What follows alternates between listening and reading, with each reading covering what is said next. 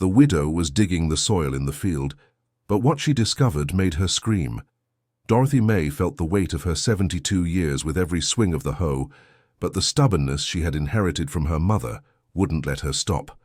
The harsh sun of the Tennessee countryside beat down on her wrinkled skin, but she kept digging into the red earth of the small plot she had maintained alone ever since Harold had passed 15 years ago. It was when the hoe struck something that shouldn't have been there. The metallic sound echoed differently, making her stop her movement and look down with curiosity. Dorothy knelt in the damp soil and began to dig with her hands, feeling something solid and cold beneath the layer of clay. When she finally managed to pull the object out, her heart nearly stopped. It was a small, rusted metal box, heavy enough to have held secrets for a long time. Her trembling hands struggled to open the lid. Inside, protected by an oilcloth, were yellowed photographs and documents that made her blood run cold. The first photo showed a child of maybe 5 years old, a boy with a sweet gaze that was far too familiar to be a coincidence. The same almond-shaped eyes as her Thomas, the same timid smile she recognized in every memory of the son she had lost in a work accident 8 years ago. Dorothy stood up unsteadily, still clutching the box to her chest. The world seemed to spin around her as she tried to process what she had just discovered. Who was that boy? Why were his photos buried in her land? And most importantly, why did he look so much like her deceased son? She walked to the small adobe house, her shaky legs betraying the emotion she felt.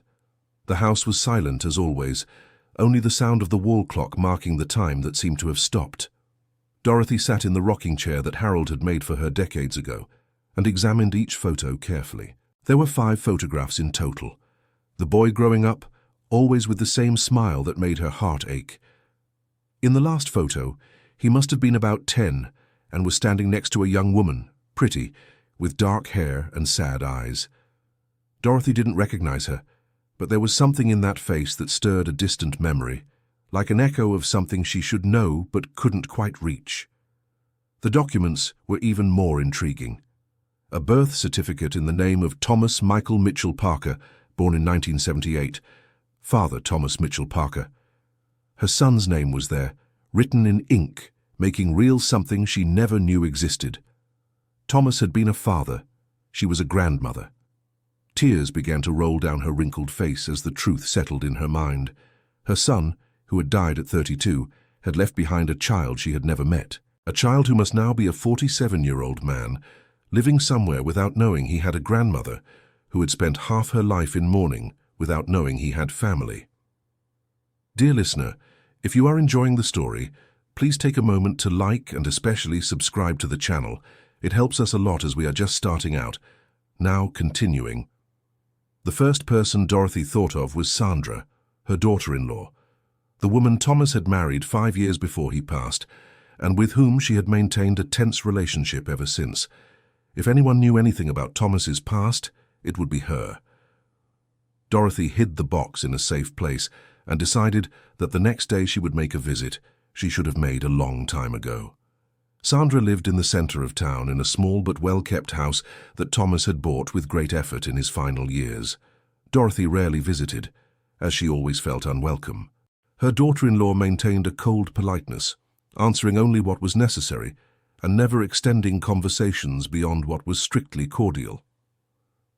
The next morning, Dorothy May dressed in her finest dress, the same one she wore to Sunday Mass. She combed her graying hair into a neat bun and put on the black shoes she saved for special occasions. The walk to town took over an hour, but she was determined to uncover the truth. Sandra opened the door with her usual expression of resigned patience. She was a 45-year-old woman, still pretty despite the premature wrinkles that early widowhood had etched on her face. Her brown eyes were always wary when looking at her mother-in-law, as if expecting criticism or a demand. "Good morning, Mrs. Dorothy May. Are you well?" she asked, making room for her to enter. "I am, my dear. I need to talk to you about something important." Sandra led her to the simple living room, offering coffee as usual. Dorothy May accepted, more to buy time than from thirst. When they sat facing each other, Dorothy May took one of the photographs she had found from her purse. "Sandra, do you know this boy?" Her daughter-in-law's reaction was immediate and telling. Her face paled, and she quickly averted her gaze, pretending to examine the photo with casual disinterest. But Dorothy May noticed the tremor in her hands when she took the photograph. "I've never seen this boy in my life. Who is he?" "That's what I came to find out. I found this photo and others on my farm buried in a metal box along with papers that say Thomas was the father of this child." "That's absurd, Mrs. Dorothy May. Thomas never told me about any son. It must be a mistake, or someone buried that box on your land by chance." But Sandra's voice faltered, and she avoided looking directly into her mother-in-law's eyes. Dorothy May, who knew the signs of nervousness well after 7 decades of life, realized her daughter-in-law was lying. "Sandra, look closely at this photo.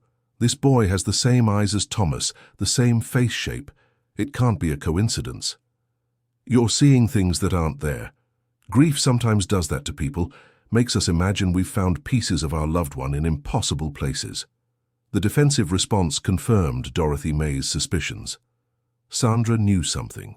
Of that she was certain. But why would she hide such important information? Why would she deny the existence of a grandson who could bring some comfort to a grieving grandmother?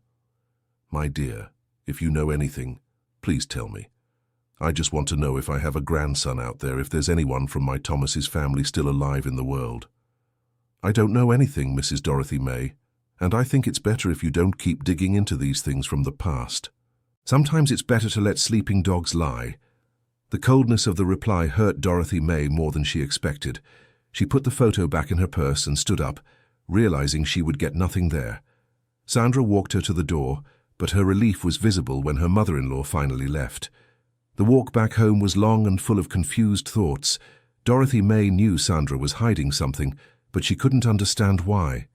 What harm could there be in her meeting a possible grandson? What terrible secret surrounded those photographs to justify so much mystery?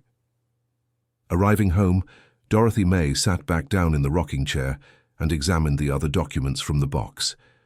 There was an old address written on the back of one of the photos, a neighborhood she didn't know in the neighboring town. Perhaps it was a starting point for her investigation. That night, Dorothy May could hardly sleep.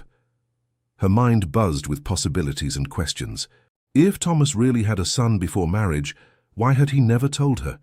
They had always been close, sharing secrets and talking about everything, or at least that's what she thought.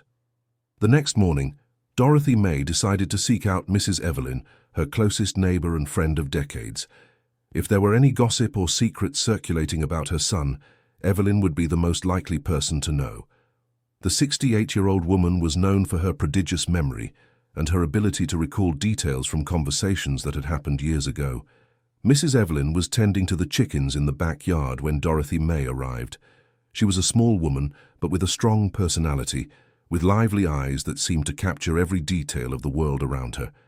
The two had known each other since they were girls, having grown up in the same region and shared the joys and sorrows of an entire life. "Dorothy May, it's so good to see you. It's been a while since you've shown up here. Evelyn, I need your help with something very important." They sat on the porch of Evelyn's simple house under the shade of a 100-year-old mango tree. Dorothy May showed the photos and documents, carefully observing her friend's reaction. Evelyn examined the materials in silence for several minutes, her expression growing more and more serious. When she finally looked up, Dorothy May saw in her eyes a mixture of surprise and something that seemed like embarrassment. "Dorothy May, I always imagined that one day you would find out." "Find out what, Evelyn? Do you know this boy?" "Not the boy himself, but I always knew that Harold had a serious relationship before marrying Sandra, a girl from out of town who came to work in the city for a while." Dorothy May's heart raced. Finally, someone was confirming her suspicions that there was more to the story than she knew. "And why did you never tell me?" "Because it wasn't my story to tell, and because I thought if Harold hadn't spoken about it, he must have had his reasons. Besides, when he died, I thought it didn't matter anymore." "But it does matter. If I have a grandson, I have the right to know him." Evelyn sighed deeply, as if she had been carrying the weight of that secret for a long time. The girl's name was Catherine Ann. She came from the capital to work at the town's notary office. She must have been in her early 20s at the time. Harold fell head over heels in love with her. They were together for almost 2 years. And what happened? Her family didn't accept the relationship. Harold was a simple young man, a manual laborer, and they wanted something better for their daughter. When she got pregnant, the pressure grew even stronger. Dorothy May felt the pieces slowly fitting together, forming a painful puzzle of decisions and consequences she had never known about. Did she have the boy? Yes, she did, but her family forced her to return to the capital when the child was still small. Harold was devastated, but he never spoke of the matter again. It was right after that he started dating Sandra. And do you think Sandra knew about this? Evelyn hesitated before answering, choosing her words carefully. Dorothy May, I think everyone in town knew except you. People talked about it, but no one had the courage to bring it up with you or with Harold. The revelation was like a punch to the gut. Dorothy May realized she had lived for years ignoring a secret the whole community knew. Her son had a son, she had a grandson, and everyone knew except her. Why did no one tell me? Why did you all let me live in ignorance? Because Harold asked everyone not to speak of it. He said it was a very painful wound, and he preferred to forget. We respected his wish. But what about now? Where are this Catherine Ann and my grandson? That I don't know, Dorothy May. It's been over 40 years since she left town. She could be anywhere. Dorothy May thanked her for the information and returned home with her head swirling with conflicting emotions. Anger at having been excluded from something so important, sadness at not having known her grandson as a child, and hope that perhaps it was still possible to find him. In the days that followed, Dorothy May began a quiet investigation. She visited the county clerk's office in town to try and find more information about Catherine Ann, but the old records were scarce and disorganized. She spoke with older members of the community, gathering fragments of memories about her son's romance. Each conversation revealed details that formed a more complete picture of the situation. Catherine Ann had been a beautiful and educated young woman, very different from the local girls. Thomas had worked hard to impress her, taking extra shifts to be able to take her to dinner in the neighboring town or buy small gifts. Mrs. Martha, who at the time worked at the bakery downtown, remembered seeing the couple walking hand in hand along the main streets on Sundays after Mass. She described Thomas as a man transformed by love, happier and more of a dreamer than he had ever been. He talked about marrying her, building a bigger house, giving her a better life, Martha recounted. I've never seen a young man so in love. Mr. Frank, who had been Thomas's co-worker in construction, revealed that the young man would even skimp on lunch to save money and buy things for his girlfriend. He dreamed of going to the state capital with her, finding a better job there. He said he was going to show her family that he was capable of taking care of the girl. But Thomas's plans never came to pass. When Catherine Ann became pregnant, the family pressure intensified. Her parents, who already disapproved of the relationship, used the pregnancy as the final argument to separate them. They threatened to cut ties with their daughter if she didn't return home and raise the child away from those simple folk. Dorothy May learned from Mrs. Sylvia, who was Catherine Ann's neighbor at the time, that the young woman suffered greatly from the decision. She cried constantly and begged her parents to let her stay, to let her marry Thomas. But the family and social pressure was greater than young love. She left on a Sunday morning, very early, Sylvia recalled. She took only 2 suitcases and the boy in her arms. Thomas didn't even know she was leaving. When he went to look for her, the house was already empty. The story moved Dorothy May deeply. Imagining her son's suffering, losing the woman he loved and the child he barely knew, made her heart ache. She began to understand why Thomas had never spoken of the matter and why he later married Sandra, a steady woman without family complications. But there was still something that deeply troubled her. Why had Sandra lied when confronted with the photographs? If the whole town knew the story, why would she pretend ignorance? And most importantly, how did those photos and documents end up buried in her field? The answer came from an unexpected source. Father Michael, who for 30 years had conducted the community's religious services, sought out Dorothy May after Sunday Mass. The 60-year-old man, with white hair and a kind gaze, asked to speak with her in private. "Mrs. Dorothy May, I heard you've been asking questions about Thomas's past. It's true, Father. I discovered I have a grandson I never knew. I know the story, my child, and I also know why that box was buried in your land." Dorothy May looked at him with renewed attention. Father Michael was known for keeping confessions and secrets from half a century of religious life in the community. It was Thomas who buried it, years before he died. He came to me, very distressed, saying he had kept those mementos, but that they caused him too much pain. He asked for advice on what to do. And what did you say? I told him he should follow his heart. If the memories were too painful to keep at home, he should store them in a place that had meaning, but that one day perhaps someone might need to know the truth. Dorothy May felt a shiver run down her spine. Thomas had deliberately chosen to bury those documents on the farm, knowing she would continue to care for the land after his departure. Did he say anything about wanting me to know? He said you were very close, but that there were things that were too difficult to tell a mother.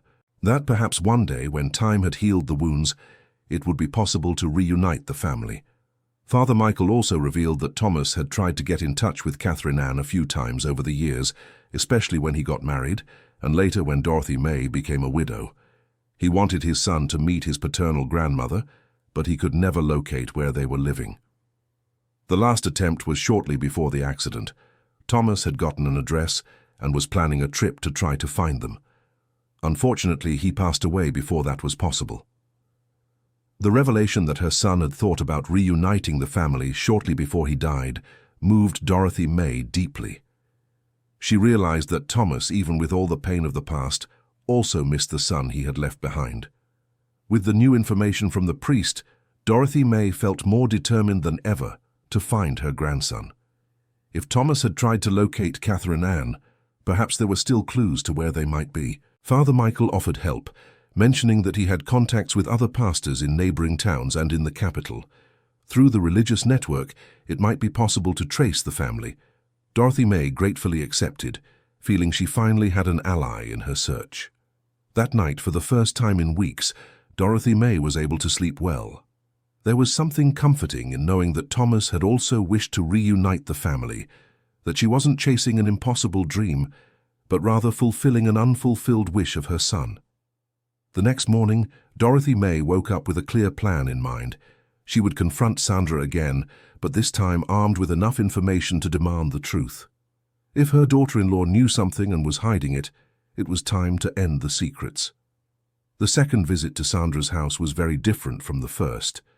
Dorothy May arrived determined, no longer pleading. When her daughter-in-law opened the door, she immediately noticed the change in her mother-in-law's posture. "Sandra, we need to talk again, and this time I want the truth." "Mrs. Dorothy May, I already told you I don't know anything about those photos." "I know you're lying. I've talked to half the town here, and everyone knew about Thomas's story with Catherine Ann. Everyone except me. And I'm sure you knew too." Sandra hesitated, realizing her previous strategy wouldn't work anymore. "Even if I knew, what difference does it make? Thomas died 8 years ago. This story doesn't change anything." "It does change things. It changes because I have a grandson out there that I've never met. It changes because I spent 8 years in mourning thinking I had no more family, when in fact there is someone of my son's blood in the world." Dorothy May's voice rose in tone, and Sandra realized she could no longer sidestep the situation. "All right, I knew. I knew Thomas had had a son before marrying me. He told me right at the beginning of our courtship. And why did you lie when I showed you the photo?" Sandra sat down heavily on the kitchen chair, as if the weight of the lie had become unbearable. "Because I was afraid that you would go after them and that they would want something from Thomas's inheritance." The answer revealed a side of Sandra that Dorothy May had never noticed. The daughter-in-law, apparently, saw the possible family reunion as a threat to her own interests. "What inheritance, Sandra? The house is already yours, and I only have the farm and some savings. But you could leave everything to this grandson when you die, instead of leaving it to me who took care of Thomas in his final years." The raw honesty of the answer shocked Dorothy May. She realized that Sandra had built up expectations about a future inheritance and saw the discovery of the grandson as interference in her plans. "Sandra, you're worried about things that may never even happen. I just want to meet my grandson if he even exists. It has nothing to do with inheritance." "You say that now, but after you meet him, you might change your mind. You might think he deserves more because he's a man, because he's of Harold's blood." The conversation revealed a deep insecurity in Sandra that Dorothy May had never noticed. The coldness she had always interpreted as a lack of affection actually masked fears and anxieties about her place in the family. "Sandra, tell me something. Do you know where they are?" Her daughter-in-law hesitated again, clearly struggling internally over how much she should reveal. "I might know. Harold once showed me a letter that had arrived about 10 years ago. It was from Catherine Ann. She had found his address and wrote telling him how the boy was doing." Dorothy May felt her heart race. A letter. Harold had received news of his son and never told her. "Where is this letter?" "Harold kept it in a box along with other important things. After he died, I found the box in the bedroom closet." "And did you read it?" "Yes, I did. Catherine Ann wrote that the boy, who was no longer a boy but a young man in his 20s, always asked about his father. She said she wished they could meet but didn't know how to get in touch." The irony of the situation was devastating. At the same time that Catherine Ann was writing hoping for a reunion, and Harold kept the letter thinking of replying, Dorothy May lived completely unaware of either of their existences. Did Harold reply to the letter?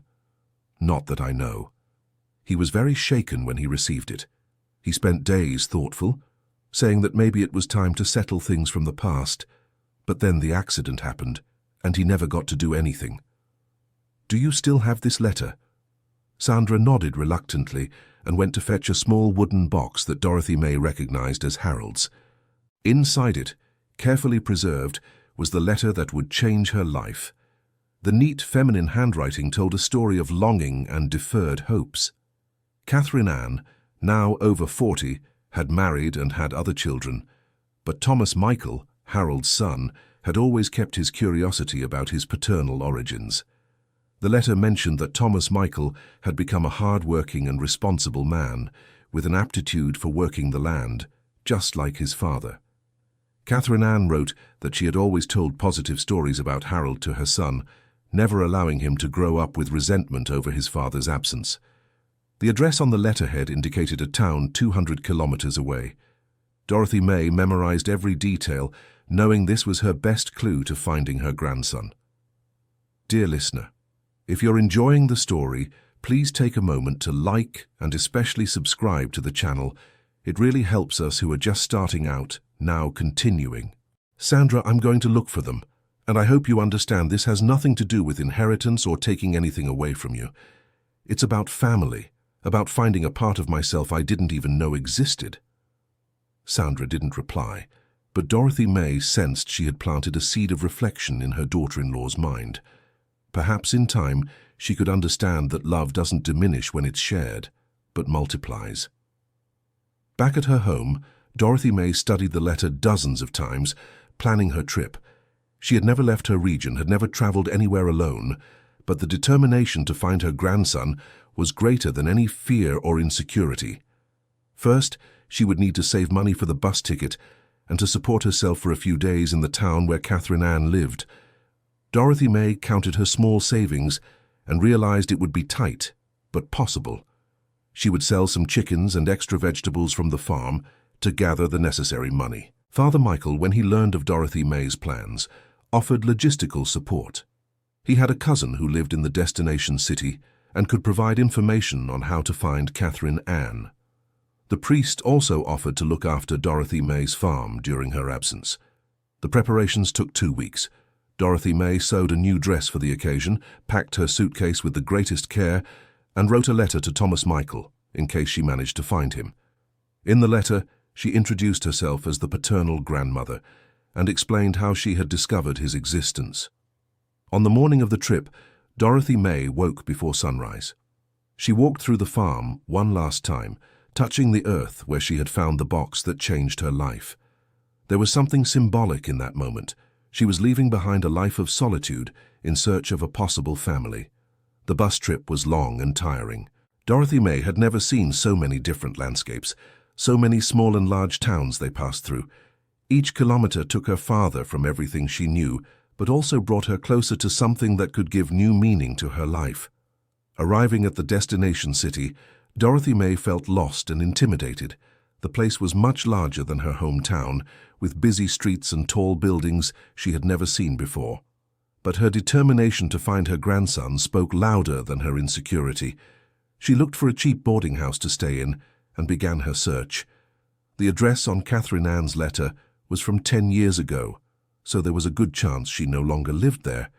But it was the only starting point Dorothy May had. The first address turned out to be a simple house in a working-class neighborhood.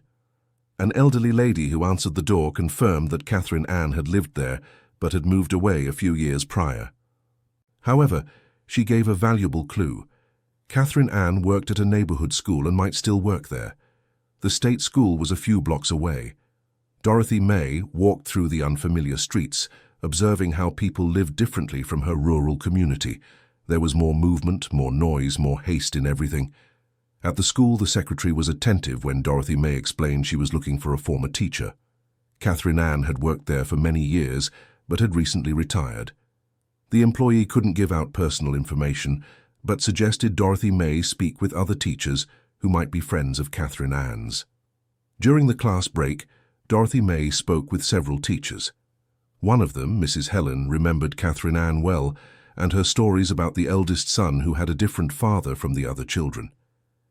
Catherine was always reserved about the past, but I knew there was an untold story there, said Helen. She spoke of Thomas Michael with great affection, saying he was just like his father in many ways. Helen gave Dorothy May Catherine Ann's new address, explaining that she had moved to a more distant neighborhood after retirement. The teacher also mentioned that Thomas Michael did not live with his mother, but had his own house in another part of the city. The second day of searching took Dorothy May to the neighborhood where Catherine Ann now lived. It was a quieter area, with small houses and well-kept gardens. Dorothy May found the right number and took a deep breath before knocking on the door. The woman who opened the door was unmistakably the same young woman from the old photographs, now 65 years old. Catherine Ann had graying hair tied in a simple bun, wrinkles marking a face that still retained traces of beauty, and eyes that immediately showed recognition and surprise. You are Harold's mother, aren't you?" Dorothy May nodded, too emotional to speak. Catherine Ann invited her in, her hands visibly trembling. The house was modest but comfortable, decorated with family photographs showing Catherine Ann with a husband and 3 children. Dorothy May looked for pictures of Thomas Michael and found them scattered around the living room, a young man with a familiar smile, working on construction sites and posing with friends. How did you find me?" asked Catherine Ann, serving coffee with hands still trembling. Dorothy May told the story of discovering the buried box, the conversations in the community, the letter that Sandra had kept. Catherine Ann listened to everything in silence, occasionally wiping tears that insisted on falling. "I wrote that letter at a time when Thomas Michael was asking many questions about his father. He wanted to meet his father's family, but I didn't know how I would be received after so many years." "And why did you never write again when Harold didn't reply?" "Because I interpreted the silence as an answer. I thought he had completely rebuilt his life and didn't want to stir up the past." The 2 women talked for hours, filling decades of gaps and misunderstandings. Catherine Ann told how she had suffered from family pressure to leave Harold, how she had raised Thomas Michael alone in the early years, how she had married a good man who accepted the son as his own. Dorothy May learned that Thomas Michael had grown up knowing the truth about his origins, but without resentment. Catherine Ann had always spoken of his father with affection, telling him he was a hard-working and honest man who had been separated from her by circumstances, not for lack of love. "He always wanted to meet you. He asked if he had grandparents, uncles, cousins. I said he probably did, but I didn't know how to find them. And now? Do you think he would like to meet me?" Catherine Ann smiled for the first time since Dorothy May had arrived. "Mrs. Dorothy May, Thomas Michael will be too emotional. He has always dreamed of this moment. They agreed that Catherine Ann would speak with her son before arranging the meeting.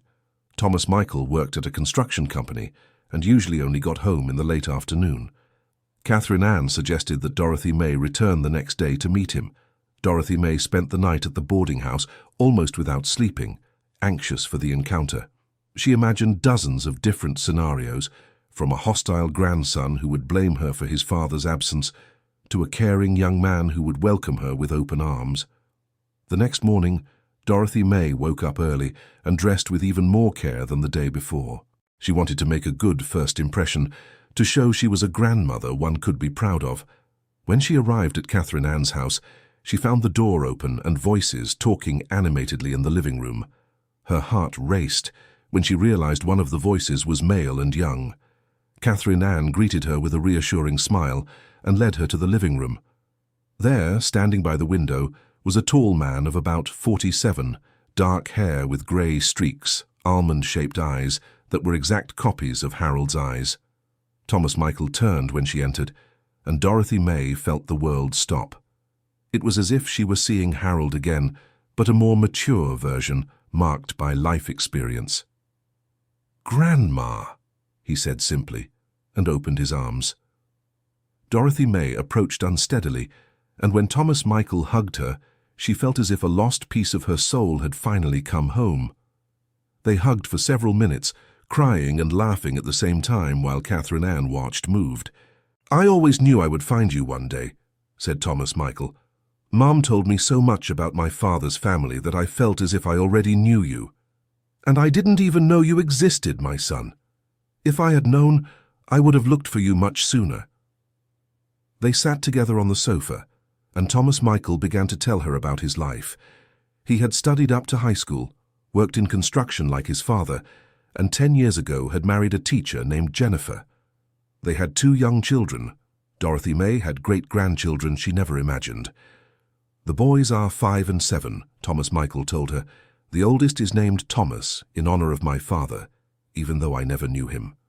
The news that her son's name had been passed to a new generation moved Dorothy May deeply. It was as if part of Thomas was still alive in the world, continuing through the generations. Thomas Michael also revealed he had inherited from his father not only his looks, but also his skill with manual work and his passion for the land. He had a small farm on the outskirts of town where he grew vegetables on weekends, more as a hobby than a necessity. "I always felt I had this in my blood, but I didn't know where it came from. Now I understand," he said, looking at Dorothy May affectionately. The conversation stretched through the rest of the morning and all afternoon. Thomas Michael asked thousands of questions about his father, his paternal family, the town where Thomas had grown up. Dorothy May answered everything with joy, finally having someone interested in her memories and stories. Catherine Ann prepared a special lunch to celebrate the reunion. During the meal, they talked about the future, about how to stay in touch, about the possibility of Thomas Michael visiting his father's hometown. "I would really like to see the farm where my father grew up," said Thomas Michael, "and to introduce my children to their great-grandmother." "They'll love the farm," Dorothy May replied. "There's plenty of space to run. There are animals, fruit on the trees. It's a different life from the city." When it was time for Dorothy May to return to the boarding house, it was hard to say goodbye. They had met less than 24 hours ago, but there was already a strong connection between them, as if blood really did call to blood. Thomas Michael insisted on walking her to the boarding house, and they arranged to meet again the next morning before Dorothy May returned home. He wanted to introduce her to his wife and children, and also give her some mementos to take back. The next morning, Thomas Michael arrived at the boarding house, accompanied by a beautiful 40-year-old woman and 2 boys, who were miniature copies of him. Jennifer welcomed Dorothy May warmly, saying she had always encouraged her husband to look for his paternal family. The great-grandchildren, Thomas and Michael, initially shy, were soon charmed by their great-grandmother. Dorothy May had brought homemade sweets in her luggage and won the boys over immediately. They asked dozens of questions about the farm, the animals, what life was like in the countryside. "Great-grandma, do you have horses?" little Thomas asked. "I don't have horses, my dear, but I have chickens, pigs, and a cow." And there's a nice clean creek where you can swim when you come visit me." The boys' eyes lit up at the prospect of seeing their great-grandmother's farm. Jennifer and Thomas Michael exchanged knowing looks, clearly already planning a visit soon. Thomas Michael gave Dorothy May several family photographs, including wedding pictures, photos of the boys as babies, and special moments. He also wrote down his address and phone number on a piece of paper, making Dorothy May promise to call him whenever she needed anything. "Grandma, you're not alone in the world anymore. Now you have family, you have grandchildren, you have great-grandchildren. If you ever need anything, just call and we'll be here." The trip back was very different from the journey there. Dorothy May traveled with a full heart, carrying photographs and memories of a family she had just discovered. She could hardly wait to get home and share the news with the neighbors. Mrs. Evelyn was the first to hear. Dorothy May had barely set foot in her house when she went over to her neighbors, eager to share her joy. "Evelyn, I found my grandson, and that's not all, I have 2 great-grandchildren too." Her friend was moved by the news and asked to see all the photographs. They spent hours talking about the reunion, and Evelyn commented how Dorothy May seemed like a completely different person, younger and happier. Father Michael was also very pleased when he learned of the trip's success. He thanked God for the family reunion and offered to help with anything Dorothy May needed to stay in touch with the new relatives. The news spread quickly through the small community. The same people who for decades had kept secrets about Thomas's past were now celebrating the family reunion. Dorothy May noticed there was a festive atmosphere around her story, but not everyone was happy with the developments. Sandra had learned about the trip through gossip and was not at all pleased. A few days after Dorothy May's return, she showed up at the farm with a stern expression. "Mrs. Dorothy May, I heard you went after this so-called grandson and even met with him." "I did meet him, Sandra. He's a wonderful young man, just like Thomas, and I have 2 beautiful great-grandchildren too. And now? Are you going to bring all these people here? Are you going to split everything you have with them?" Dorothy May realized that Sandra's fears had intensified with the confirmation of the family reunion. "Sandra, I already told you this has nothing to do with inheritance. It's about family, about not being alone in the world. You say that now, but wait until they start asking for money, wanting you to leave the farm to them. Then you'll see I was right." The bitterness in Sandra's voice saddened Dorothy May. She realized her daughter-in-law had built a version of reality based on fear and insecurity, and that it would be hard to make her see that not all relationships are based on material interest. "Sandra, why don't you try to meet Thomas Michael when he comes to visit me? Maybe you'll change your mind. I don't want to meet anyone. I just want you to know that I know what these people's intentions are." Sandra left the farm visibly upset, leaving Dorothy May worried about the possibility of future conflicts. But she decided not to let her daughter-in-law's negativity affect her joy over the family reunion. 2 weeks later, Thomas Michael called to say he would visit her the following weekend, bringing his wife and children. Dorothy May spent the entire week preparing, cleaning the house, making special foods, and organizing activities to entertain her great-grandchildren. The family's arrival was a magical moment. The boys were enchanted by the farm, running among the plants, chasing chickens, and discovering fruits they had never seen growing on trees. Jennifer praised the simplicity and peace of the place, saying it was exactly what she had imagined from her husband's descriptions. Thomas Michael walked around the property with an emotional gaze, touching the plants, examining the tools, asking about planting techniques. Dorothy May realized he had truly inherited from his father not just the appearance, but also the love for the land. "Grandma, this land is blessed. You can see the care with which you look after everything." During the weekend, they did many activities together. Thomas Michael helped Dorothy May with some heavy work on the farm, fixing a broken fence and organizing the tools. Jennifer helped in the kitchen, learning old recipes that Dorothy May had inherited from her own mother. The boys had the unique experience of milking the cow, collecting eggs from the chickens, and bathing in the creek. They were fascinated by the simple country life, asking 1,000 questions about how things worked there. "Great-grandma, why do you live alone here? It's so far from everything," asked little Michael. Dorothy May explained that this was the house where she had built her life with her great-grandfather, where she had raised their father, and that she couldn't imagine living anywhere else. "But now you're not alone anymore," said Thomas Michael. "You have family who cares about you." On Sunday, when it was time to say goodbye, it was difficult for everyone. The boys cried, wanting to stay longer at the farm. Jennifer promised they would return soon, perhaps during the next school vacation. Thomas Michael hugged Dorothy May for a long time, whispering that she had changed his life for the better. "Grandma, now I understand where I come from, who my father was, what my story is. You gave me an identity I didn't know was missing." After the family's departure, Dorothy May felt simultaneously happy and melancholic. Happy for the reunion and the future prospects, but melancholic about returning to her daily solitude. However, it was a different solitude than before. Now she knew she had family who cared about her. The following days were filled with phone calls from Thomas Michael, letters from her great-grandchildren with drawings of the farm, and plans for future visits. Dorothy May realized her life had gained a renewed purpose. She was no longer just an elderly lady taking care of a property, but the matriarch of a family that was reconnecting. 1 month after the first visit, Thomas Michael called with a surprising proposal. He had talked with Jennifer and with Catherine Ann, and they had all come to the conclusion that it would be wonderful if they could spend more time near Dorothy May. "Grandma, I was thinking, what if I bought a plot of land near you? I could build a small house for us, and I could help you with the farm. The boys would grow up near their great-grandmother, knowing their roots." The proposal deeply moved Dorothy May, but it also worried her. Thomas Michael had an established life in the city, a job, friends. Would it be fair to accept him changing everything for her? "My son, are you sure about this? What about your job in the city?" "Grandma, I'm a mason. I can work anywhere. And around here, there must be plenty of construction work. Besides, I've always dreamed of having a larger plot to plant on, and this would be the perfect time."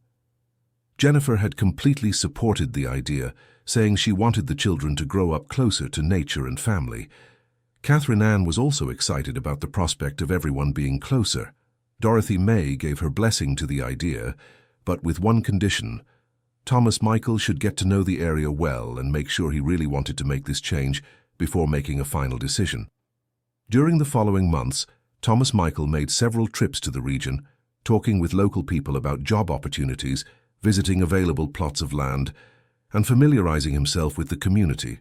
He was well received by everyone, who saw in him the continuation of the Mitchell-Parker family. Father Michael helped a lot in the process, introducing Thomas Michael to important people in the community and giving references about the family's character. Mrs. Evelyn also became a great ally, treating Thomas Michael like a grandson she had long awaited. But not everything was rosy. Sandra, upon learning of Thomas Michael's plans to move, became even more outraged. She began spreading malicious comments around town, insinuating that the young man was only interested in inheriting Dorothy May's property. "You'll see," she said to anyone who would listen.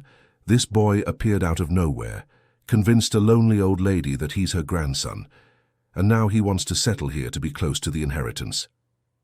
Sandra's comments found an echo among some more skeptical people in the community. A neighbor named Sebastian, known for his distrustful and envious personality, began to support Sandra's suspicions. "It's very convenient that this grandson shows up just when Mrs. Dorothy May is getting older and needing care," Sebastian would comment. "And now he wants to move here. That's not normal." The gossip created a division in the small community.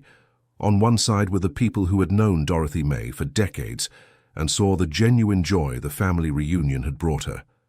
On the other side were the skeptics, influenced by the comments of Sandra and Sebastian.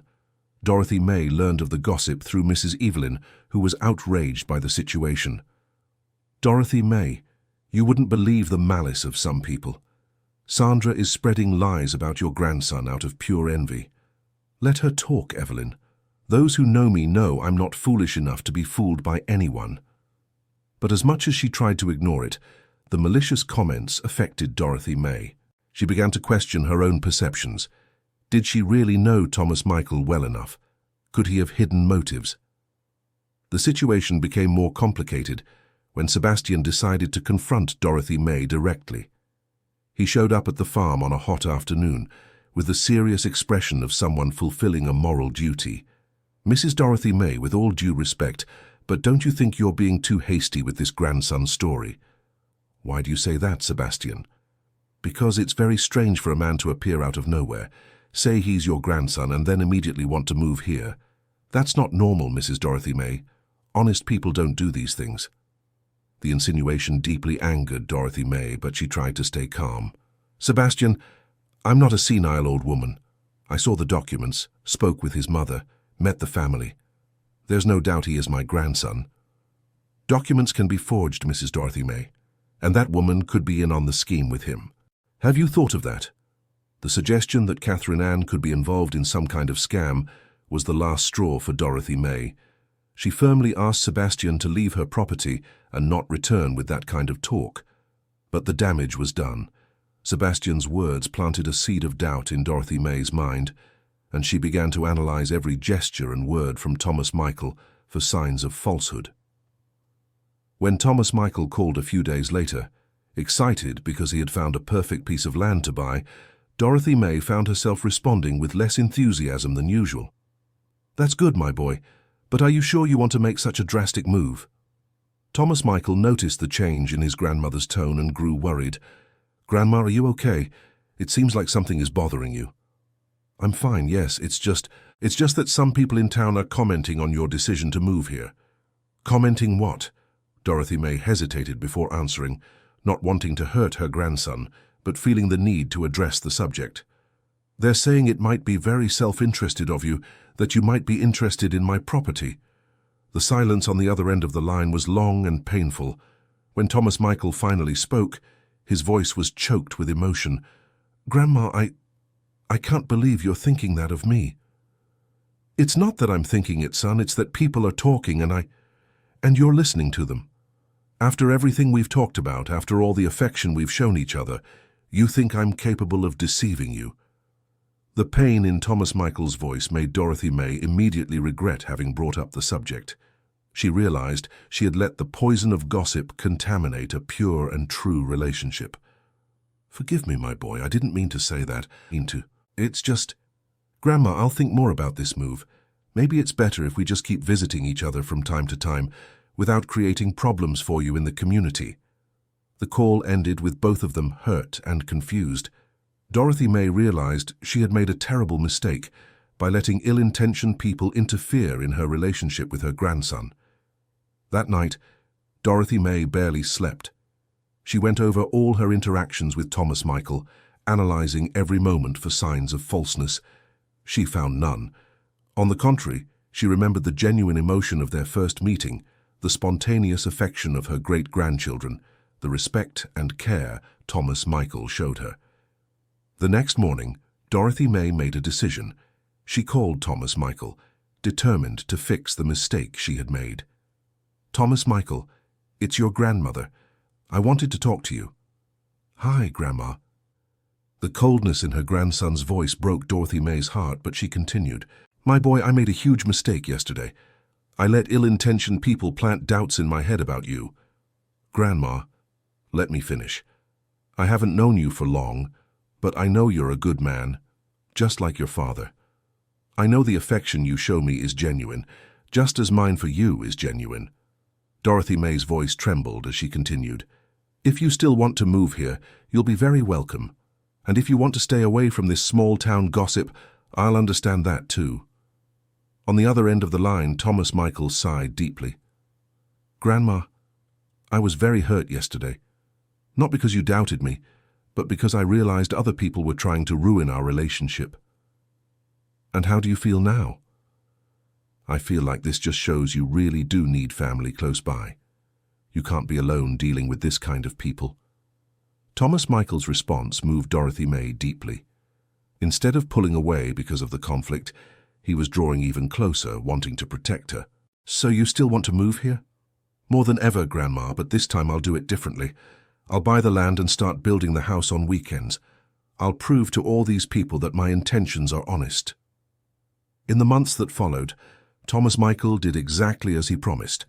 He bought a plot of land 2 kilometers from Dorothy May's house and began building a simple house on weekends, always accompanied by his family. The community could observe Thomas Michael's hard work.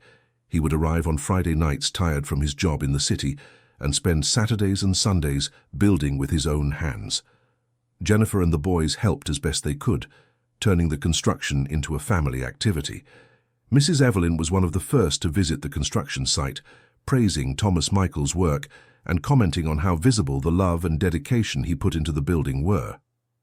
"This young man isn't playing around," she commented to other neighbors. "Someone who builds a house like this with such care is planning to stay for real." Father Michael also visited the site regularly, blessing the foundations and talking with Thomas Michael about his future plans. The priest was impressed with the young man's construction knowledge and his dedication to his family. Gradually, the community's opinion began to change. People saw that Thomas Michael wasn't trying to take advantage of anyone, but rather building an honest life near the family he had reconnected with. Dorothy May visited the site every week, bringing lunch for the family and observing the progress of the construction. She felt a profound joy seeing her grandson putting down roots in the same land where she had spent her entire life. But Sandra and Sebastian didn't give up their criticisms easily. They kept insinuating that it was all an elaborate act to win Dorothy May's trust. "He's spending money now to gain much more later," Sebastian would say. "It's an investment. He builds a simple little house and inherits an entire property." The constant criticism began to bother even people who had initially been neutral in the situation. Mrs. Helen, who worked at the health clinic, confronted Sandra directly. "Sandra, what has this young man done to you that you keep hounding him like this? He's working honestly, building his house, taking care of his family. What more do you want?" "I'm just trying to protect Mrs. Dorothy May from being taken advantage of." "Protect her from what? From having family nearby? From having someone who cares about her?" Mrs. Helen's questioning made other people start to reflect on Sandra's real motivations. Some came to the conclusion that the daughter-in-law was acting more out of jealousy than genuine concern. The situation reached a breaking point when Sebastian decided to spread a more serious lie. He began telling people he had seen Thomas Michael talking to a real estate agent about selling Maria's property. The lie reached Maria's ears through a well-meaning neighbor who thought she should warn her about what was being said. "Mrs. Dorothy May, I don't know if it's true, but Sebastian is saying your grandson has been talking about selling your land." Maria felt the world spin. The accusation was exactly her greatest fear, the confirmation of all the suspicions she had tried to suppress. That night, Maria couldn't eat or sleep. She went over all her conversations with Thomas Michael, searching for clues that could confirm or deny the accusation. She found nothing concrete, but the doubt ate away at her peace. The next morning, Maria decided to confront Thomas Michael directly. She walked to the construction site where he was working alone on a Saturday morning. "Thomas Michael, I need to talk to you about something serious." He stopped working immediately, realizing from his grandmother's expression that something was wrong. "Of course, Grandma. What is it?" "People are saying that you've been talking to a real estate agent about selling my property." Thomas Michael's reaction was immediate and visceral. He looked visibly shocked, then indignant. "Who's telling that lie?" "Does it matter? Is it true or not?" "Of course it's not true. Grandma, how can you even ask me something like that? I'm here building my house to be near you, and you think I'm planning to sell it?" The genuine indignation in Thomas Michael's voice convinced Maria he was telling the truth. She felt relieved, but at the same time guilty for having doubted him again. "Forgive me, my boy. It's just that people keep saying things and I—" "Grandma, who said this? Because this is slander. It's a very serious lie." It was Sebastian who spread that story. Thomas Michael was silent for a few moments, clearly struggling to control his anger. "Grandma, I'm going to resolve this situation once and for all. I can't keep working and living under constant suspicion. What are you going to do?" "I'm going to confront this Sebastian and demand he prove what he's saying or stop spreading lies." Maria was worried about the possibility of a direct confrontation between Thomas Michael and Sebastian. She knew the neighbor's stubborn and provocative personality and feared the situation could spiral out of control. "No, my boy. Let it go. Anyone who knows me knows I'm not a fool." "I can't let it go, Grandma. This man is slandering my character. He's trying to destroy my relationship with you. This has to stop." In the late afternoon, Thomas Michael went to Sebastian's house. The confrontation that followed was heard by several neighbors as both men raised their voices. "Sebastian, you've been spreading lies about me, saying I'm trying to sell my grandmother's property. I'm just repeating what I hear around." "That's a lie, and you know it. I want you to stop this gossip immediately." "Or what? You're going to hit me? That just proves what kind of person you are." "I'm not going to hit anyone, but I'm going to demand you prove what you're saying or admit you're lying. I don't have to prove anything to you. You're the one who has to prove you're not a self-interested person." The argument ended without resolution, but with a small victory for Thomas Michael. Several neighbors who heard the confrontation noticed that Sebastian couldn't present any proof for the accusations he was making. Mrs. Evelyn, who had listened to everything from the house next door, sought out Dorothy May the next day to report what she had heard. "Dorothy May, your grandson defended himself like an honest man. He asked for proof and Sebastian couldn't present any. This shows the accusations are indeed lies." The passionate defense by Thomas Michael and his demand for proof began to change the opinion of some people in the community. Those who were neutral in the situation began to realize that perhaps Sebastian and Sandra were really spreading slander. But the situation was still far from resolved. Sandra, seeing that direct accusations weren't working, changed her strategy. She began to insinuate that Thomas Michael had financial problems in the city, and that was why he was moving to the countryside. "Don't you think it's strange for a man of almost 50 to drop everything in the city to come live in the countryside?" she would comment. "He must be running from debts or problems."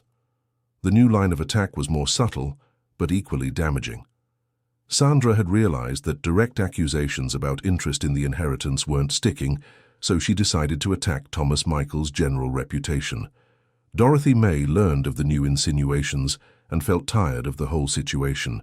She realized Sandra would never accept the family reunion and would continue creating problems indefinitely. It was then that Dorothy May made a drastic decision. She sought out Father Michael for a private conversation about how to handle the situation. "Father, I'm tired of this gossip and these lies. I want to do something to show everyone that I trust my grandson." "What do you have in mind, Mrs. Dorothy May?" "I want to make an official will making clear what will happen to my property when I'm gone. That way no one can say my grandson is after an inheritance." Father Michael thought the idea was sensible. An official will would end the speculation and give peace of mind to both Dorothy May and Thomas Michael. "Have you already decided how you want to divide the assets?" "Yes, I want to leave the house to Sandra, who was my son's wife, and I want to leave the farm to Thomas Michael, who will continue the work on the land.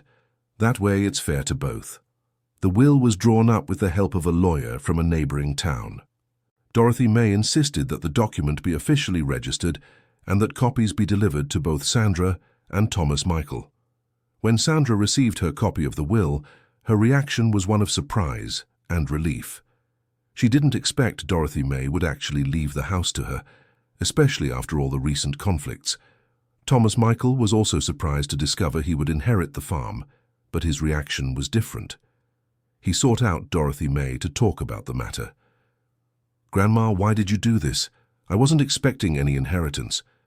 "I know you weren't, my boy, and that's exactly why you deserve it. The farm needs someone who loves the land, who knows how to take care of it. You have that in your blood, you inherited it from your father. But what if I don't know how to take care of it properly? What if I can't maintain the production? You will manage, and I'll be here to teach you everything I know for as long as God allows me." The will had the desired effect in the community. People realized Dorothy May had thought carefully about the future, leaving something for the daughter-in-law who had cared for her son and something for the grandson who would continue the family work. Sebastian, realizing his accusations had completely lost their meaning, stopped making comments on the subject. If Thomas Michael was only interested in the inheritance, it made no sense for Dorothy May to make a will leaving the assets fairly divided. Sandra also changed her attitude. Knowing she would have the house secured, she stopped worrying about Thomas Michael's presence and even began treating him more kindly. With the conflicts eased, Thomas Michael was able to speed up the construction of the house. He had gained enough experience to do some extra work in the area, which provided him with additional income to invest in the project. The house was finished by the end of the year, simple but well built, with 3 bedrooms, a large living room and a spacious kitchen. Dorothy May helped with the decoration, contributing old furniture she had stored away and items that had sentimental value. The official move of Thomas Michael and his family was celebrated with a party in the community. Father Michael blessed the new house, and several neighbors brought food and gifts to mark the occasion. Dorothy May felt fulfilled seeing her grandson settled on the land where she had spent her entire life. It was as if a cycle was completing, with a new generation taking on the responsibility for the family's continuity. With Thomas Michael living nearby, Dorothy May's routine changed completely. She no longer had to do the heavy farm work alone. Her grandson naturally took over the more difficult tasks, allowing her to focus on what she loved most, tending to the plants and animals. The great-grandchildren adapted quickly to country life. They attended school in town, but spent their afternoons on the farm with Dorothy May, learning about plants, animals, and rural traditions. Their great-grandmother's house became their favorite refuge. Jennifer also adapted well to the move. She got a job at the local school as a substitute teacher and got involved in community activities. Her education and friendliness made her well accepted by the other women in the area. Catherine Ann visited the new family regularly, finally able to enjoy time with her son and grandchildren without the complications of the past. She and Dorothy May developed a genuine friendship, sharing memories about Thomas and plans for the family's future. The property prospered with Thomas Michael's renewed energy. He introduced new farming techniques he had learned from specialized magazines, always respecting the traditional methods that Dorothy May had perfected over the decades. Production increased significantly, allowing them to sell surplus at the town market. Thomas Michael built a small stall where they sold vegetables, fruit, and fresh eggs, creating an additional source of income for the family. Dorothy May became a respected figure at the market, known for the quality of her products and the interesting stories she told customers. Many people came to her stall not just to buy, but to hear her wise conversations. The story of the family reunion also spread throughout the region, becoming a sort of local legend. People talked about the lady who had discovered a treasure buried on her farm, not gold or money, but something far more valuable, a lost family. As the months passed, Dorothy May realized she was living the best years of her life. Despite her advanced age, she felt younger and more energetic than she had in decades. The constant presence of her family gave her daily purpose and joy. Thomas Michael in turn discovered he had found his true calling. Working the land, caring for the animals, teaching his children about rural life, all of this made much more sense to him than the hectic life of the big city. The boys grew up quickly in their new life. Thomas, now 8 years old, had become an expert at caring for the chickens. Michael, 6 years old, preferred to help in his great-grandmother's garden, planting flowers and herbs. The family developed their own traditions: Sunday lunches at Dorothy May's house, trips to the creek on hot days, working together during harvest time. Each season brought new activities and lessons. On the first anniversary of the discovery of the metal box, Dorothy May organized a special celebration. She invited all the people who had supported the family reunion: Father Michael, Mrs. Evelyn, Catherine Ann, and several neighbor friends. During the party, Dorothy May gave an emotional speech about how her life had changed since that day her hoe hit the buried metal. "A year ago, I was a lonely old woman, digging the earth more out of stubbornness than hope. Today, I am a grandmother surrounded by family, with a renewed purpose to live each day." She thanked each person who had helped in the reunion process and apologized to those who had been hurt by the conflicts of that period. Sometimes, when we're afraid of losing something, we almost end up losing what's truly important. I hope everyone has learned, as I have, that love doesn't diminish when it's shared, but multiplies. Dorothy May's words deeply touched those present. Even Sandra, who had attended the party somewhat reluctantly, was moved by her mother-in-law's words. After the party, Sandra sought out Dorothy May for a private conversation. It was the first time in months they had talked without tension or conflict. Mrs. Dorothy May, I wanted to apologize for the way I behaved when you found Thomas Michael. You don't need to apologize, my dear. I understand you were scared. It's just that after Harold died, I felt so alone. His house was all I had left of him, you know. I thought if family showed up, I'd lose that too. Dorothy May understood Sandra's feelings perfectly. Widowhood creates fears and insecurities that aren't always rational. Sandra, you were my son's wife for 5 years. That will never change, no matter how many grandchildren appear. You have your place in the family. Thank you for saying that, Mrs. Dorothy May. And thank you for leaving the house to me in the will. I wasn't expecting that. You deserve it, my dear. You took care of Harold in his final years. You made him happy. The house is rightfully yours. The reconciliation between Dorothy May and Sandra marked the definitive end of the family conflicts. From that moment on, Sandra became a positive presence in the extended family, participating in celebrations and helping when needed. With the arrival of the second year of living together, the family developed a harmonious and productive routine. Thomas Michael expanded the cultivation, introducing new varieties of vegetables and even some fruit trees. The farm became a small model property in the region. Dorothy May, now 74, remained active and involved, but with the wisdom to delegate the heavier tasks to her grandson. She focused on what she did best: teaching, advising, and keeping the family memory alive. Afternoons on the porch became sacred moments for the family. Dorothy May told stories of the past. Thomas Michael planned the property's future. Jennifer helped the boys with their school homework, and together they all watched the sunset over the red earth. The boys thrived wonderfully in the rural environment. They learned to respect nature, value hard work, and understand the cycles of life.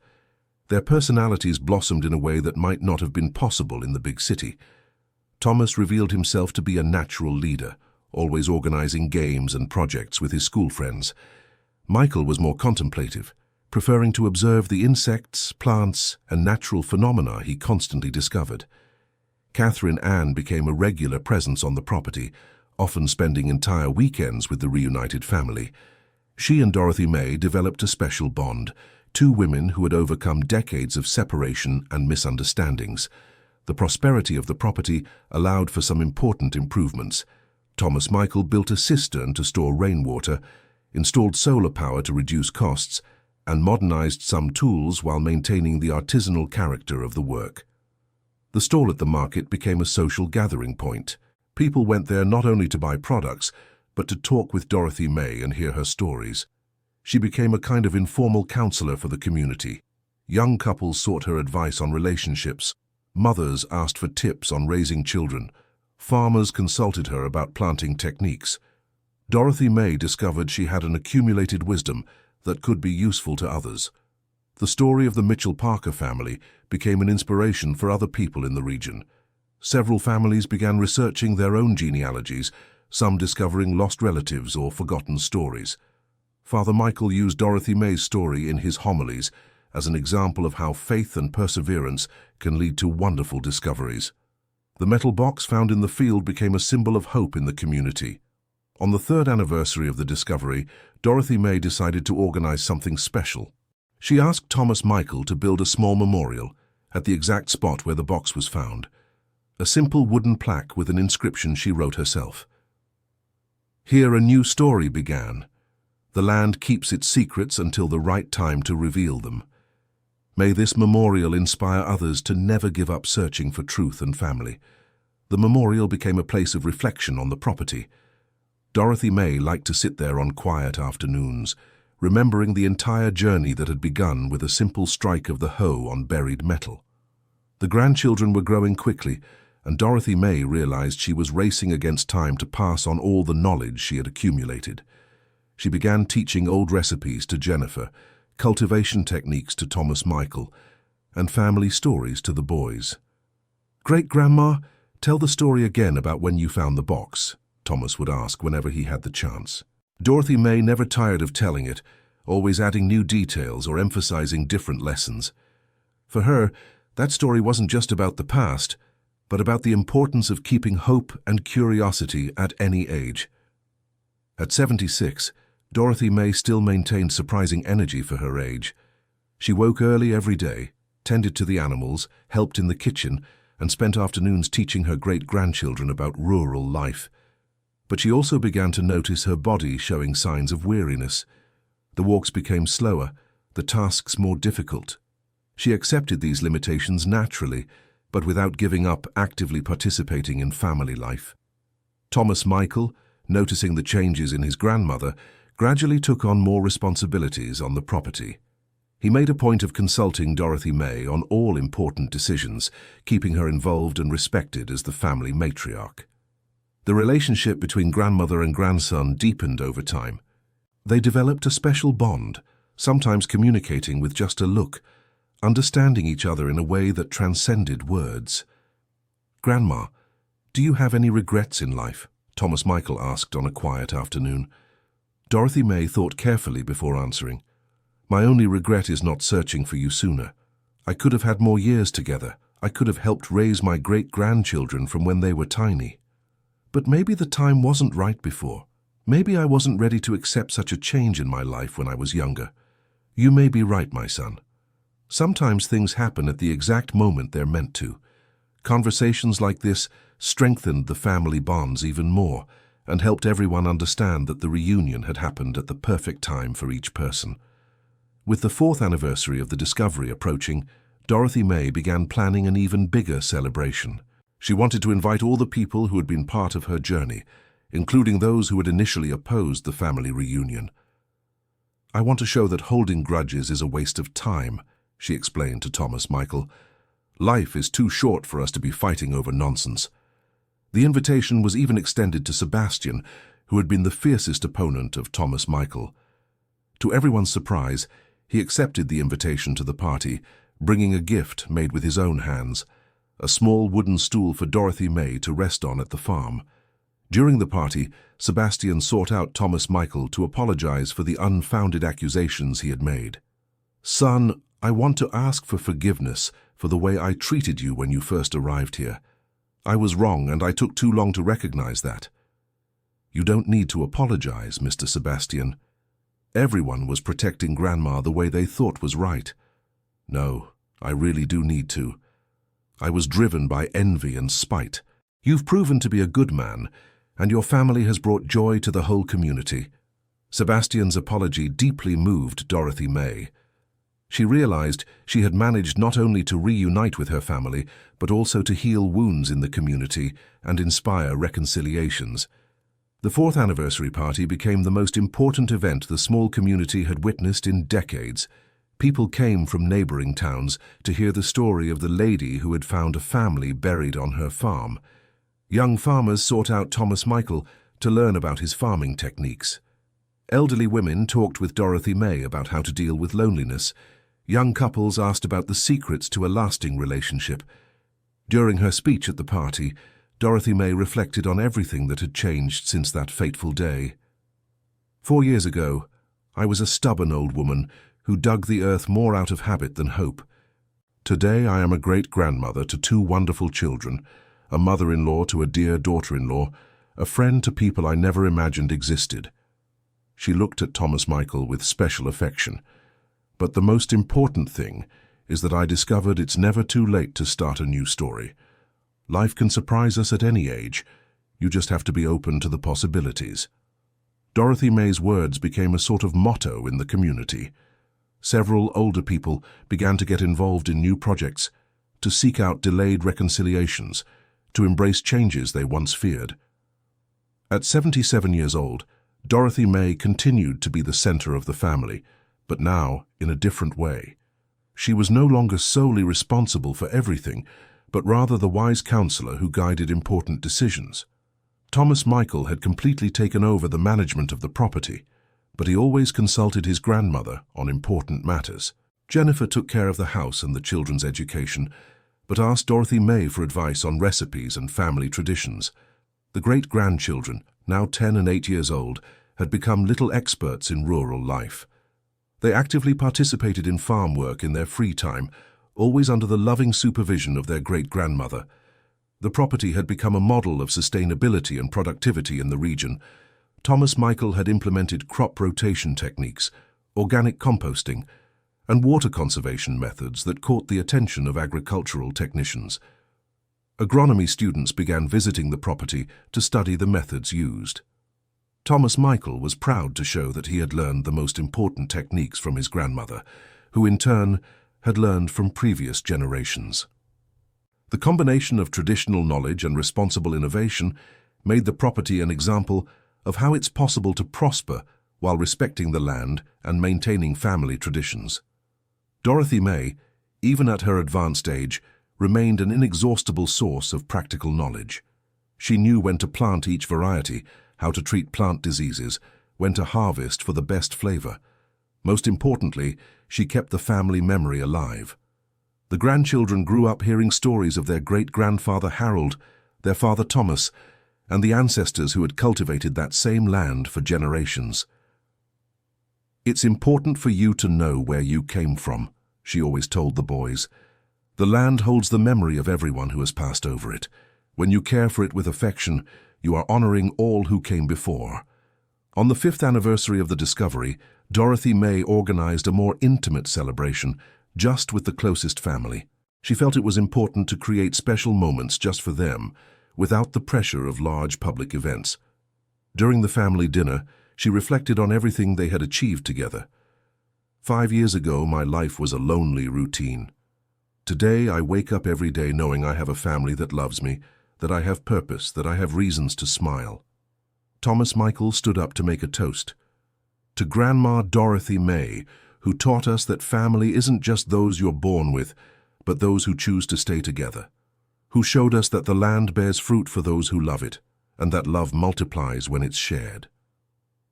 Everyone toasted with juice from fruits harvested on the property itself, symbolizing how they had created an abundant and happy life from an unexpected discovery. At 78, Dorothy May began to think more deeply about the legacy she would leave for future generations. She decided to write a diary with all the recipes, cultivation techniques, and family stories she had accumulated over her lifetime. Jennifer helped her with the task, typing on the computer the words Dorothy May dictated. They spent hours talking about seasonings, the secrets of each dish, the legends and traditions Dorothy May had inherited from her own mother. The family diary project became an activity that involved the whole family. Thomas Michael contributed information about agricultural techniques. The boys made drawings illustrating the stories, and even Catherine Ann added memories about Thomas. "This book will be our family treasure," Dorothy May would say. "Far more valuable than any buried box." The diary transformed into a larger project when other families in the community asked for help recording their own stories. Dorothy May became a sort of family memory consultant, helping people organize photographs, documents, and traditions. The activity gave her a new purpose in her advanced later years. She felt useful and valued, contributing to preserving the history of the entire rural community. Father Michael suggested that Dorothy May present the Family Diary Project at a regional rural culture fair. The idea was accepted with enthusiasm, and Dorothy May found herself traveling again, this time as an invited speaker. The presentation was a success. Dorothy May, wearing her best dress and with her hair carefully styled by Jennifer, told her story to an audience of over 200 people. "Family memory is like a seed," she said during the lecture. "If we don't plant it and care for it, it dies.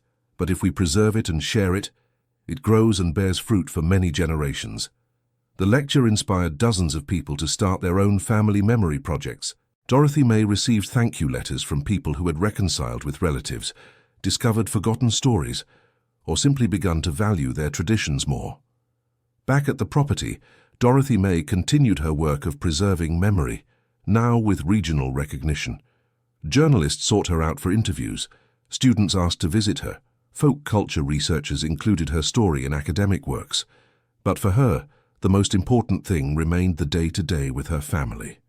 The mornings caring for the animals, the afternoons teaching her grandchildren, the weekends hosting Catherine Ann and other relatives who began to reappear after the story became known. Dorothy May's discovery had created a domino effect in the extended family. Distant cousins, forgotten uncles, relatives who had lost contact decades ago began to seek out the matriarch who had reunited the family. Each reunion brought new stories, new pieces of the family puzzle. Dorothy May discovered she had a cousin in another state, a distant uncle who had emigrated to the south, nephews she didn't know existed. "It's as if the little box I found was a key," she would say. "It opened a door that let the whole family in." At almost 80 years old, Dorothy May finally felt complete. She had found not only a grandson, but an entire network of family relationships that gave meaning and richness to her life. The property had become a family meeting place. During the end-of-year holidays, it was common to have 20 or 30 relatives gathered, coming from various cities to celebrate with the matriarch who had made it all possible. Thomas Michael, now over 50, had naturally taken on the role of organizer of these gatherings. He coordinated activities, distributed tasks, made sure everyone felt welcome and comfortable. The great-grandchildren grew up amid this abundance of family relationships. They had uncles, cousins, godfathers, and godmothers spread all over the United States, a network of support and affection that few boys their age possessed. "You are blessed," Dorothy May would always tell the boys. "You have family to spare. Never forget to take care of these relationships." On the 6th anniversary of the discovery of the box, Dorothy May organized the biggest celebration of all. She invited not only family and close friends, but the entire regional community that had been touched by her story. The celebration lasted 3 days, with cultural performances, exhibitions of rural products, craft workshops, and, of course, many conversation circles where Dorothy May shared her wisdom and her stories. During the event, the book Memories of the Red Earth was officially launched, a compilation of the stories Dorothy May had recorded over the years. The book included not only her own story, but also the stories of other families in the region. The publication became a regional phenomenon, selling hundreds of copies and inspiring other similar projects in neighboring communities. Dorothy May found herself in the unusual position of a published author at 80 years of age. But for her, the greatest success was not the book sales or the public recognition. It was seeing her family gathered, prosperous and happy, working together on the land she had learned to love as a girl. During her closing speech at the celebration, Dorothy May reflected on everything they had built together. "6 years ago, I was a lonely old woman, digging in the earth out of stubbornness. Today, I am a great-grandmother, an author, a speaker. But mainly, I am the center of a family that found each other again through love and persistence." She looked at each person present, her voice choked with emotion. "The box I found that morning didn't hold gold or money. It held something much more precious. It held the future. It held the possibility of a family reuniting, of traditions being preserved, of love being multiplied." Dorothy May's words echoed far beyond that celebration.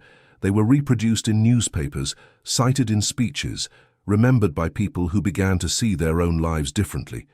The story of the widow who found a family buried in her field became an inspiring legend, proof that it is never too late to discover new chapters of one's own story.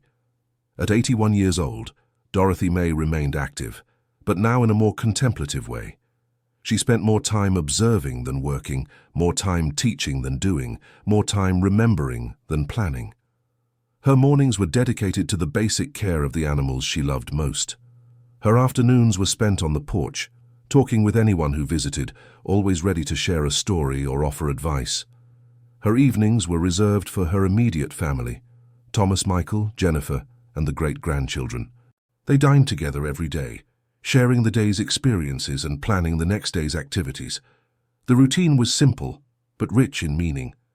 Every moment had value, every conversation built memories, every gesture strengthened the bonds Dorothy May had worked so hard to rebuild. On the 7th anniversary of the discovery, Dorothy May decided to have a different celebration. Instead of a big party, she organized a pilgrimage to the place where it all began, the exact spot in the field where the hoe had struck the metal box. The family gathered in a circle around the small memorial that had been built years before. Each person was invited to share a reflection on what that moment meant to them. Thomas Michael spoke about how his life had completely changed, how he had found not only a grandmother, but a purpose and an identity he didn't know he was missing. Jennifer expressed gratitude for having a mother-in-law who had become a second mother, a counselor, and a friend. She spoke about how she had learned to value family traditions and the wisdom of elders. The boys, now teenagers, expressed their gratitude for having grown up knowing their great-grandmother, learning about their roots, and developing a love for the land they would carry forever. Catherine Ann cried as she spoke about how the reunion had healed old wounds and allowed her to finally make peace with difficult decisions from the past. When it was Dorothy May's turn to speak, she remained silent for several minutes, looking at each beloved face around her. 7 years ago, I struck this ground with my hoe and felt there was something buried here. Today I know it wasn't just a metal box. It was all the love waiting to be discovered, the whole family waiting to be reunited.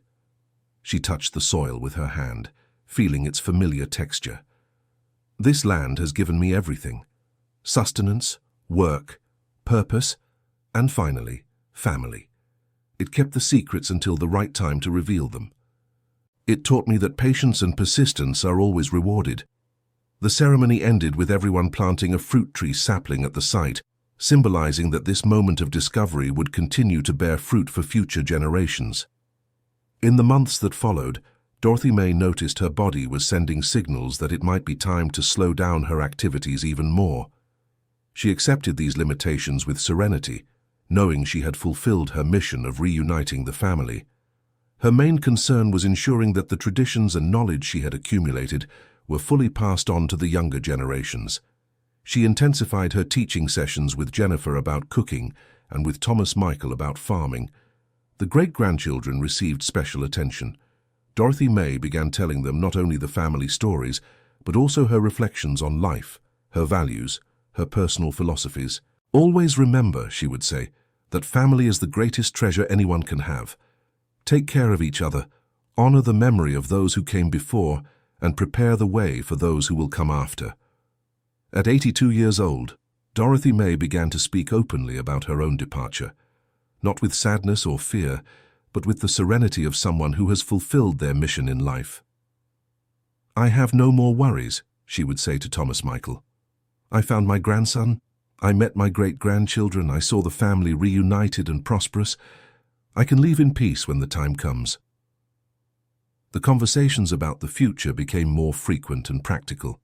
Dorothy May guided Thomas Michael on every aspect of the property, from cultivation techniques to relationships with suppliers and clients. She also organized all the family documents, photographs, and memories into an archive that would be preserved for future generations. Each item had its story explained, its context documented. The 8th anniversary of the discovery was celebrated in a more intimate way, only with the immediate family. Dorothy May felt it was important to create special memories just for those who would be closest after her departure. During the commemorative dinner, she gave what would be her last great speech about the experience that had changed their lives. 8 years ago, I was tired, alone, and without much hope. Life seemed to be over for me. Then I found a little buried box that changed everything. She looked at each person present with immense affection. "You gave me back the joy of living. You gave me purpose. You showed me it's never too late to start a new story. That's why don't be sad when I leave. Be grateful for everything we lived through together." Dorothy May spent the following months enjoying every moment with the family. She woke up early to watch the sunrise, spent the mornings caring for the animals she could still manage, and dedicated the afternoons to her great-grandchildren. Her evenings were reserved for deep conversations with Thomas Michael about the future of the property and the family. Together they planned how to keep traditions alive, how to preserve the family memory, how to continue the work of reconciliation in the community. On a spring morning, 9 years after the discovery that had changed her life, Dorothy May woke up feeling different. She knew, with the intuition of someone who had lived a long time, that this would be a special day. She did her morning routine with special calm, feeding each animal as if it were a farewell. She walked through the fields, touching the plants, feeling the earth under her feet, absorbing the energy of the place that had been her home for so many decades. In the afternoon, sitting in her rocking chair on the porch, surrounded by the whole family, Dorothy May closed her eyes for the last time, a serene smile on her face. She departed as she had lived the last years, in peace, surrounded by love, knowing she had fulfilled her mission. Dorothy May's funeral was a celebration of life like the community had never witnessed. Hundreds of people came to pay their respects to the woman who had become a symbol of hope and perseverance. Thomas Michael, through tears, gave the farewell speech. "My grandmother taught me that family isn't just who you're born with, but who chooses to stay together. She showed me that the land holds treasures for those who have the patience to look. She proved it's never too late to discover love." The property continued to prosper under the care of Thomas Michael, who kept alive all the traditions Dorothy May had taught. The great-grandchildren grew up honoring the memory of their great-grandmother, telling her story to their own children when the time came. The memorial at the Discovery site became a pilgrimage point for people from all over the region. A plaque was added with the words that summarized Dorothy May's life lesson: "Never stop digging for truth and love. The land always rewards those with patience and faith." The story of the widow who found a family buried in her field continued to inspire people for generations. She proved that miracles can happen in the simplest of places, that family is the greatest treasure of all, and that it's never too late to discover new chapters in one's own life. The small metal box, now preserved as a family relic, continues to remind everyone that sometimes the greatest treasures are buried right near us, waiting only for us to have the courage and persistence to dig them up. End of story. So, what did you think of this emotional story of family reunion? Tell us your opinion in the comments, and if you liked it, don't forget to leave a like and subscribe to the channel for more touching stories like this one.